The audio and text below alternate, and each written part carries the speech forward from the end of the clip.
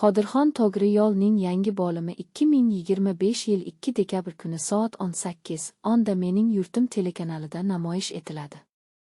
Ushbu sana bilan boshlanadigan bo'lim 10-mavsumning eng muhim nuqtalaridan biri bo'lishi kutilmoqda.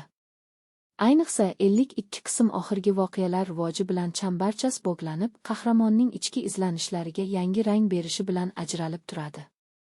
Serialni kuzatib borar ekanman, eng ko'p yoqadigan jihat voqealar shoshilinch emas, balki mulohazali tarzda ochilishidir. Qodirxonning ruhiy kechinmalari asta-sekin kuchayib boradi. Bu esa tomoshabinni uning qarorlari mazmunini chuqurroq his etishga undaydi. Togri Yo'l g'oyasi nafaqat nomda, balki qahramonning o'sish jarayonida yorqin ifodasini topadi. 52 qismda 60 va bugun orasidagi bog'lanish yanada mustahkamlanishi kutilmoqda. Bu uslub serialga alohida chuqurlik bagishlaydi.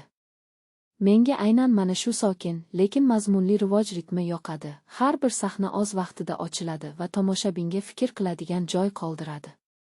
10-mavsumning navbatdagi bo'limi yuqori darajani saqlab, serialning o'ziga xos jozibasini yanada kuchaytirishi shubhasiz.